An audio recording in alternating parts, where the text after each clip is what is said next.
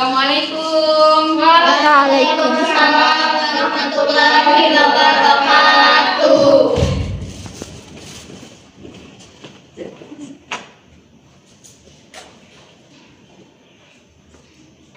Baik, gimana kabarnya anak-anak semua? Baik, Bu. Sehat semuanya? Sehat. Sehat, alhamdulillah. Gimana, udah pada sarapan atau belum nih? Belum. Kenapa belum sarapan? Ada nasi di rumah, Bu. Oke, nanti kita sarapan bersama ya setelah kita belajar pada hari ini. Baik, sebelum kita mulai pembelajaran pada hari ini, alangkah baiknya kita sama-sama berdoa yang akan dipimpin langsung oleh ketua kelas. Silahkan ketua kelas pimpin doa. Baik, untuk membuka pertemuan kita pada kesempatan kali ini agar lebih berkahnya, marilah kita sama-sama berdoa menurut kepercayaan masing-masing. Berdoa tenang, mulai.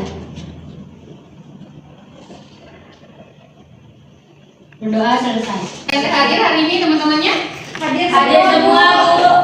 Coba cek satu persatu ya. Iya, Ya, Bu. Alga Saputri, Bu. Alu Hanisa Nuriana, Hadir, Bu. Anisya Alizur Rahma, Hadir, Bu. Anissa Arifati, Hadir, Bu. Aprilia Ika, Hadir, Bu. Arisya Widyadari, Hadir, Bu. Arnisa Fitri, Hadir, Ibu. Aulia Maulidina, Hadir, Bu. Aulia Rahmadayanti, Hadir, Bu.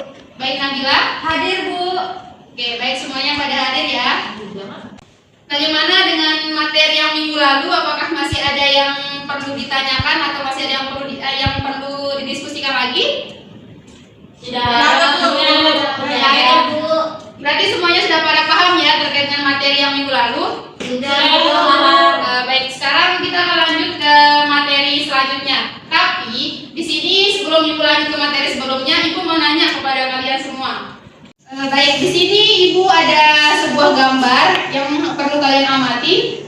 Coba sekarang apa yang kalian lihat di PPT tersebut? Coba. Roti Ada jamur. Ada apa? Jamur. Roti berjamur. Jamur itu yang mana kira-kira? Warna Jamur. hijau. Merah. Yang putih tuh. Putih. Warna putih. Oke, teksturnya gimana? Tekstur jamur itu sendiri gimana? Ada yang tahu? Lembut. Lembut, seperti apa? Kapas. Kapas, dia berserat seperti benang-benang. Terus yang ini ada yang tahu ini apa? Jeruk. Jeruk. Oke, di jeruk ini ada yang berwarna hijau, ada yang putih-putih, itu apa kira-kira? Jamur. Ya? Jamur. Kemudian yang selanjutnya. Ini kebu dia. Nah, ini apa ini? Jamur. Panu. Jamur kulit. Jamur kulit. Kurang tepat. Ini merupakan merupakan salah satu penyakit atau gangguan yang dapat disebabkan oleh jamur itu sendiri. Selanjutnya, nah kalau ini apa? Yang tahu? Jamur. Jamur letaknya di mana dia? Di kayu. Di kayu. Kalau ini gimana bentuknya? Bentuk dari tekstur di jamur itu sendiri seperti apa? Berserat. Seperti akar.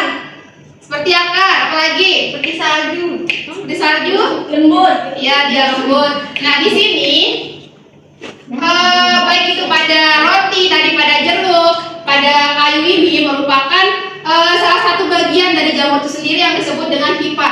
Nah, di sini bisa dilihat jamur itu sendiri. Ini merupakan salah satu bagian dari jamur yang disebut dengan hifa.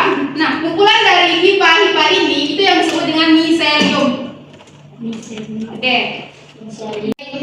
Dengan sudah Ibu perlihatkan tadi terkait dengan jamur-jamur yang berada pada roti, pada jeruk, pada pohon atau tumbuhan, dan pada penyakit yang disebabkan oleh jamur itu sendiri. Nah, di sini Ibu harap kalian semua, Ibu sendiri, kita harus sama-sama bersyukur atas diciptakannya jamur oleh Allah Subhanahu wa taala yang begitu banyak sekali manfaatnya bagi kehidupan kita sendiri. Salah satu contohnya adalah untuk memenuhi kebutuhan pangan kita sendiri. Nah, oleh karena itu di sini kita sama-sama saling menjaga lingkungan sekitar kita supaya keadaan atau populasi dari jamur itu sendiri dapat terjaga dengan baik sehingga juga dapat bermanfaat atau bisa berdampak positif terhadap kehidupan kita juga sebagai manusia. Adapun materi yang akan kita pelajari pada pagi hari ini adalah terkait dengan jamur atau fungi. Adapun kompetensi dasar dari KD 3.7 yaitu mengelompokkan jamur berdasarkan ciri-ciri, berdasarkan cara reproduksi dan mengaitkan peranannya dalam kehidupan kita sehari-hari. Ibu harap kita dapat mencapai beberapa tujuan dalam pembelajaran kali ini. Yang pertama, itu siswa dapat menjelaskan ciri-ciri dari jamur itu sendiri. Ciri-ciri dari jamur yang sudah Ibu tampilkan tadi kalian bisa menjelaskan dengan baik. Kemudian yang kedua di sini siswa dapat menjelaskan cara hidup dari cara hidup dan habitat dari jamur itu sendiri. Seperti yang sudah kita lihat pada gambar tadi kan berbeda-beda tempat hidupnya. Nah, kemudian tujuan yang terakhir di sini siswa dapat mengelompokkan jamur itu sendiri berdasarkan ciri-ciri dari morfologinya. Baik anak-anak semuanya, tadi Ibu telah menyampaikan bahwa jamur itu bisa kita temukan di mana saja dan kapan saja. Misalnya di kamar mandi kita biasa ada jamur kan, namun kita rata-rata tidak terlalu memperhatikan bahwa jamur itu ada di sekitar kita. Oleh karena itu, materi pada hari ini kita akan mempelajari terkait jamur. Nah, dalam bahasa Latin, jamur ini diartikan sebagai fungi.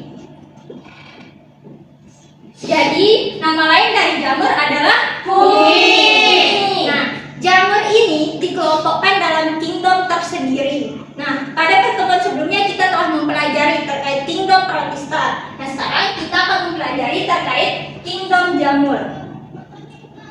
Kira-kira anak-anak di sini tahu apa itu jamur? Tidak. Baik. Di sini jamur dikelompokkan dalam kingdom tersendiri. Apa arti kingdom? Kerajaan. Menurut Whitaker, kingdom dibagi menjadi 5. Yang pertama ada kingdom Monera, kemudian ada kingdom Protista, jamur atau fungi, animalia, dan juga plantae. Maka dari itu, jamur ini memiliki kingdomnya sendiri, yaitu kingdom fungi. Nah, pada kesempatan kali ini atau pertemuan pertama, kita akan mempelajari terkait ciri-ciri jamur, struktur dan fungsi tubuh jamur, lalu cara hidup jamur, dan habitat jamur.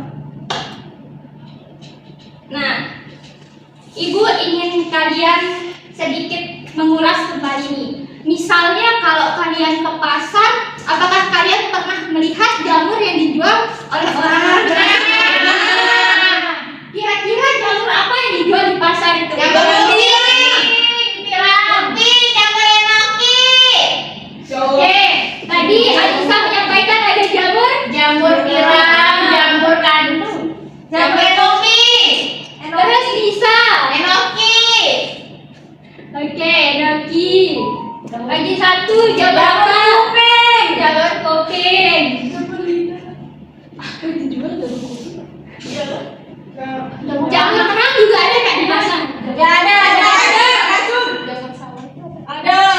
Ada juga di pasar jamur kerang? Ada.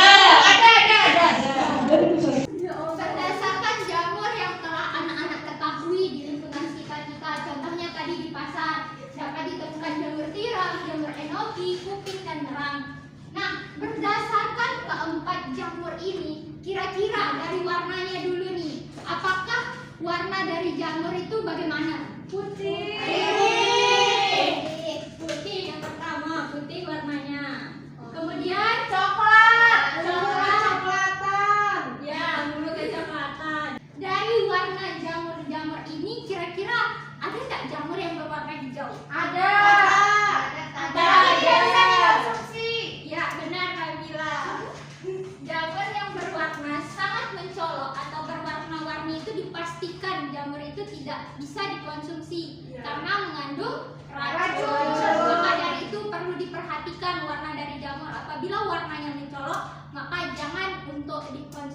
anak-anak? Ya, Bu. Dari warna ini, tadi jamur dikatakan berwarna putih, lalu berwarna ungu kecoklatan. Nah, berarti kira-kira di jamur ini, jamur tidak memiliki apa? Klorofil. Ya, benar. Klorofil ini juga bisa disebut sebagai daun aulia ini. Daun aulia, nah ada ini dan hijau daun. Nah, apabila klorofil tidak dimiliki oleh jamur, maka jamur itu tidak bisa untuk apa? Fotosintesis. Berarti jamur tidak mampu untuk berfotosintesis. Nah, kalau jamur tidak mampu untuk berfotosintesis, maka jamur tidak dapat tidak mampu menghasilkan makanan sendiri, sehingga jamur digolongkan sebagai organisme. Ya, benar Aulia. Nah, maka dari itu salah satu ciri jamur yaitu tidak dimilikinya klorofil. Nah, karena tidak memiliki klorofil, maka jamur ini tidak dapat untuk menghasilkan makanan. Lalu tadi sudah dari segi warna. Lalu dari bentuknya atau penampakan jamur ini, kira-kira kita bisa melihat secara langsung tidak? Bisa. Kalau bisa berarti bentuk jamur itu bagaimana?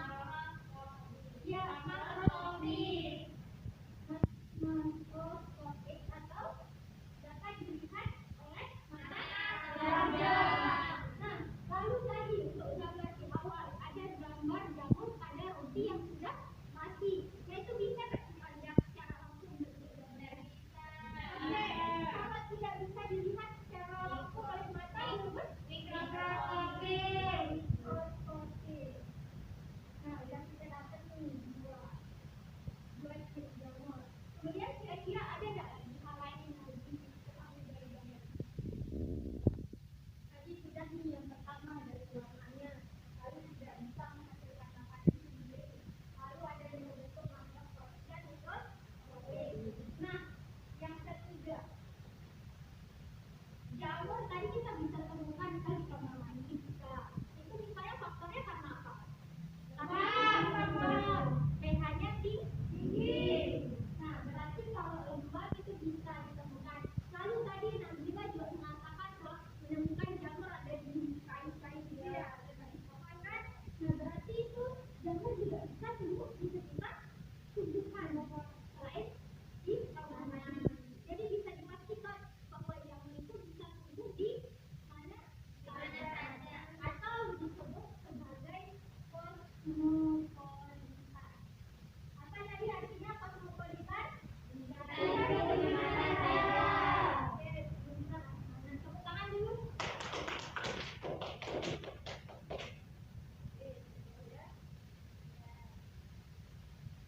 Nah, lanjut. Sekarang agar memperkuat pemahaman kalian terkait jamur, maka ibu akan memberikan video. Silakan tontonnya. Baik, tadi kita sudah mempelajari terkait ciri-ciri jamur. Sekarang kita akan mempelajari terkait struktur dan fungsi tubuh jamur. Nah, pada gambar di awal tadi sudah ditunjukkan ada gambar panjang putih-putih seperti benang. Tadi apa disebut namanya? Hifa. Anak pintar sekali, hifa. Nah, kumpulan dari hifa-hifa ini disebut sebagai miselium.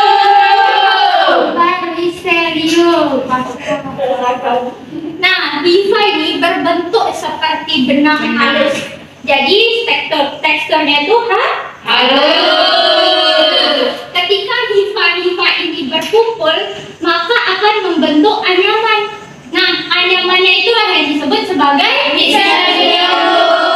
Nah, bisa dilihat nih pada PPT.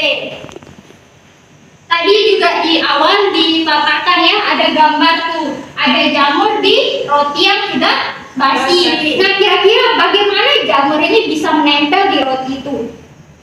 Apakah jamur itu punya kaki atau punya lem atau bagaimana? Dia tumbuh. Ya, dia tumbuh. Namun, cara jamur untuk dapat melekat pada substratnya, misalnya ini jamur nih, jamur. Tadi pada gambarnya jamur pada roti. Nah, agar jamur ini bisa melekat dan menyerap nutrisi atau makanan dari roti ini, maka ada disebut struktur yang disebut sebagai haustorium. Haustorium. Nah, haustorium inilah struktur yang melekatkan atau menghubungkan jamur dengan substratnya atau bisa juga disebut sebagai inang. Nah, nih bisa dilihat pada gambar. Jadi ada dua jenis hifa. Ada hifa yang tidak bersekat dan ada yang bersekat. Nah, jadi sekat-sekatnya ini memisahkan sel-sel di antara hifa-hifa itu. Ya. Bisa dilihat pada gambar nih. Nih, bisa dilihat nih gambar sini-sini. Nah, ini kumpulan dari hifa yang disebut sebagai miselium. Nah, miselium ini juga dibagi menjadi dua. Ada miselium vegetatif dan vegetatif. Nah, miselium vegetatif inilah yang berperan untuk menyerap makanan. Sedangkan miselium generatif ini untuk melakukan reproduksi. Nah, jadi reproduksi pada jamur itu dibagi menjadi dua. Yang pertama secara vegetatif atau secara aseksual. Dan yang kedua secara generatif atau seksual. Nah, secara seksual. Nah, berdasarkan cara reproduksinya, jamur ini dibagi menjadi empat divisi, yaitu ada Ascomycotina, Basidiomycotina, Zygomycotina, dan juga Deuteromycotina. Nah, dari keempat divisi ini, salah satunya yang belum diketahui reproduksi secara seksualnya itu adalah divisi Deuteromycotina. Sehingga Deuteromycotina juga disebut sebagai jamur imperfect atau jamur yang tidak memiliki reproduksi seksual. Nah, setelah itu kita langsung ke bentuk tubuh jamur. Nah, ini tadi sudah dipaparkan, ada jamur kuping, bentuknya seperti kuping. Lalu ada jamur shiitake, bentuknya seperti payung. Lalu ada jamur yang berbentuk seperti mangkok. Lalu ada yang berbentuk seperti setengah lingkaran, seperti yang dikatakan Nabila tadi, jamur kayu yang ditemukan di sekitar kayu. Ya, benar, batang pohon. Nah, lanjut untuk yang ketiga, kita akan mempelajari terkait tempat hidup jamur atau bagaimana jamur itu dapat hidup. Ini yang ketiga, cara hidup. Nah, bisa dilihat pada gambar. Di sini sudah dipaparkan cara hidup yang pertama itu saprofit. Jadi, cara hidup jamur itu dibagi menjadi tiga. Nah, yang pertama ada saprofit. Yang kedua secara parasit. Nah, dan yang ketiga adalah secara mutual. Parasit dan mutual. Bu, saya ingin bertanya. Ya, silakan Hani. Apa sih yang membedakan cara hidup dari ketiga jamur tersebut? Ya, cara hidup jamur ini. Ya. Jadi yang membedakan antara ketiga cara hidup jamur ini dari cara mereka memperoleh makanannya. Nah, seperti yang kita ketahui, kalau saprofit ini kan rasanya masih kurang awam gitu ya didengar oleh anak-anak. Nah, tapi kalau parasit dan mutual ini sudah tahu ya dari bahasanya di sini, parasit mutual. Nah, berarti kalau parasit ini merugikan. Benar, merugikan Aulia. Negatif atau merugikan. Lalu kalau mutual berarti Menguntungkan. ya, menguntungkan. Menguntungkan. Nah, kira-kira saprofit ini bagaimana kalau di sini parasit itu merugikan, sedangkan mutual menguntungkan? Nah, jadi di sini saprofit itu jamurnya itu memanfaatkan nutrisi dari bangkai. Kemudian dari dekomposer hasil rantai makanan itu dimanfaatkan oleh mereka untuk menyerap makanan. Nah, sedangkan kalau parasit bisa dilihat pada gambar, contohnya Ustilago medis. Di sini jamur ini tumbuh pada jagung sehingga disebut sebagai parasit. Nah, kemudian bagaimana Bu contoh yang mutualnya? Nah, contoh yang mutualnya bisa dilihat pada simbiosis mutualisme antara ganggang hijau dengan jamur, yaitu bisa disebut sebagai lichens. Oke. Nah, ini habitat hidupnya nih. Tadi kan sudah dipaparkan habitat hidupnya. Ada yang bisa hidup di kamar mandi. Nah, itu karena pH-nya lembab atau tinggi. Kemudian yang paling parah, jamur itu bisa tumbuh di dalam tubuh kita.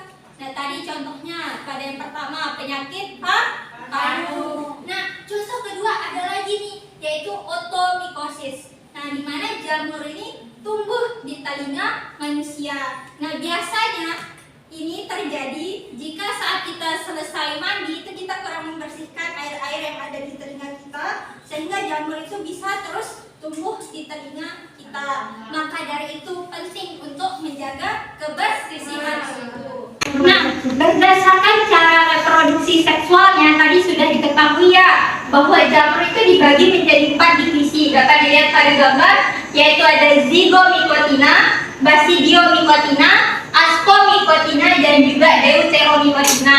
Nah, deuteromycotina ini tidak diketahui reproduksi seksualnya. Sementara basidiomycotina ini akan menghasilkan basidiospora ketika melakukan reproduksi seksual. Namun untuk yang ascomycotina di sini nanti jamurnya akan menghasilkan ascospora. Lalu untuk zygomycotina akan menghasilkan jamur yaitu berupa zygospora.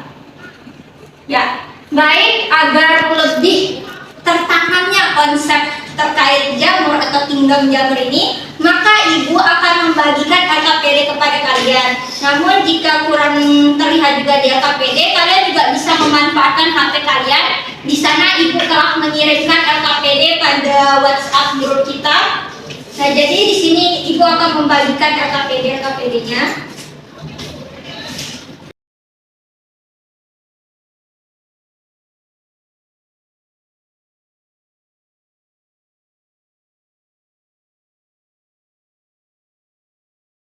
Baik, sudah dibaca LKPD-nya? Sudah. Jadi di sini bisa dilihat untuk petunjuk penggunaan LKPD-nya. Yang pertama, kalian harus mempelajari terlebih dahulu artikel yang ada di LKPD-nya. Lalu kalian harus membaca dan mencermati setiap soal-soal yang ada di LKPD. Lalu kalian tuliskan jawaban kalian pada kolom-kolom yang sudah disediakan di situ. Apakah 20 menit cukup untuk mengerjakan LKPD-nya? Cukup. Baik, cukup. Nah, nanti jika ada yang kurang diketahui atau merasa kesulitan terhadap soal-soal di LKPD, boleh bertanya kepada ibu ya. Ya, Bu. Baik, terima kasih.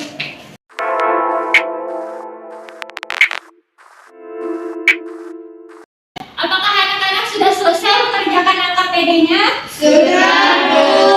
Oke, baik. Boleh Ibu lihat? Tadi? Oh iya, bagus. Aul luar biasa lengkap sekali ya. Ya, menyantumkan penjelasannya bagus. Lalu Anissa banyak banget ya jawabannya. Nabila penuh sekali nih LKPD-nya. Baik. Karena anak-anak sudah mengerjakan semua LKPD-nya, di sini ibu akan mengajak ya untuk mempresentasikan hasil pengerjaan LKPD-nya.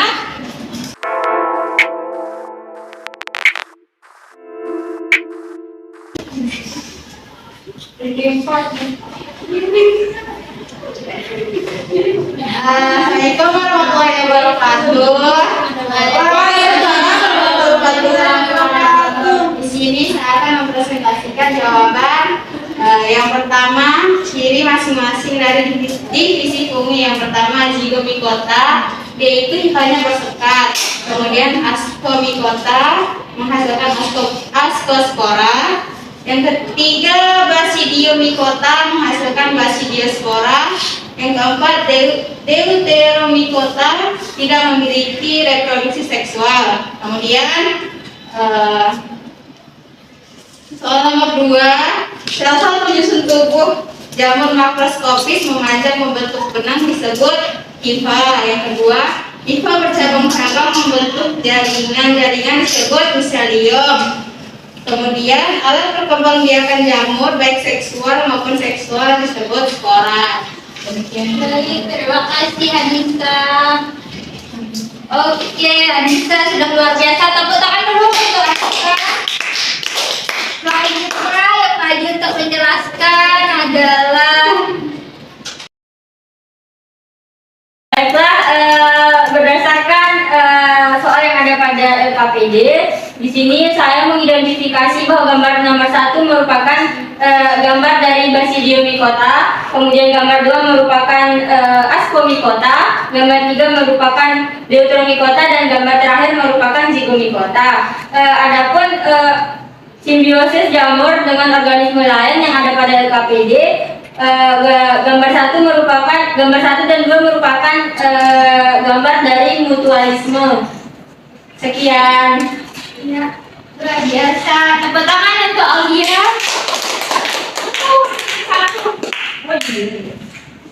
Baik, Ibu lihat setelah mengerjakan LKPD dan hasil presentasi, kalian sudah mampu untuk menjelaskan ciri-ciri dari jamur, lalu sudah bisa untuk mengelompokkan jamur-jamurnya. Namun di sini yang mau Ibu tanyakan lagi agar lebih jelasnya, untuk struktur tubuh jamurnya, tadi dari jamur kuping, jamur merang, itu kira-kira bentuknya dibagi menjadi berapa tadi? Yang pertama, untuk bentuk jamur, ada berbentuk seperti kuping. Terus yang kedua, dengan lingkaran. Ada yang berbentuk seperti mangkuk. Lalu ada yang berbentuk seperti bulat. Lalu seperti baik, Ibu rasa berdasarkan tujuan pembelajaran kita pada hari ini, anak-anak sudah mampu untuk menjelaskan semuanya ya, dari ciri-cirinya, kemudian struktur tubuh dan pengelompokannya. Maka dari itu, terima kasih atas perhatiannya. Baik anak-anak semua, tadi kita sudah belajar terkait dengan materi jamur. Nah, pada materi jamur ini tadi kita sudah mempelajari terkait dengan ciri-ciri dari jamur itu sendiri, terkait dengan apa lagi? Cara hidup, struktur pengelompokannya, kemudian pengelompokan dari jamur itu sendiri. Nah, sekarang ada yang bisa bantu Ibu untuk menyimpulkan materi pada hari ini? Saya, Bu. Oke, coba Arnisa Fitri coba. Jamur atau fungi tersusun hifa, bersifat eukariotik dan tidak berklorofil. Jamur atau fungi ini reproduksi dengan secara aseksual yang menghasilkan spora, kuncup, dan fragmentasi. Sedangkan dengan secara seksual dengan Zygospora, Ascospora, dan Basidiospora. Jamur atau fungi ini hidupnya di tempat-tempat yang berlembab, air laut, air tawar, di tempat yang asam dan bersimbiosis dengan ganggan yang membentuk lumut. Nah, klasifikasi jamur berdasarkan cara reproduksi secara generatif atau seksual, yaitu ada divisi Zygomycota, divisi Ascomycota, divisi Basidiomycota, dan yang terakhir divisi Deuteromycota. Cukup kami? Cukup, Ibu. Oke. Setelah mendengar kesimpulan yang sudah dibacakan oleh saudari Ami, jadi Ibu sudah melihat bahwa kalian semua sudah mampu mencapai tujuan pembelajaran pada hari ini dan kita sudah memahami terkait dengan materi pembelajaran pada hari ini. Nah, sebelum kita menutup pembelajaran pada pagi hari ini, alangkah baiknya kita sama-sama berdoa terlebih dahulu.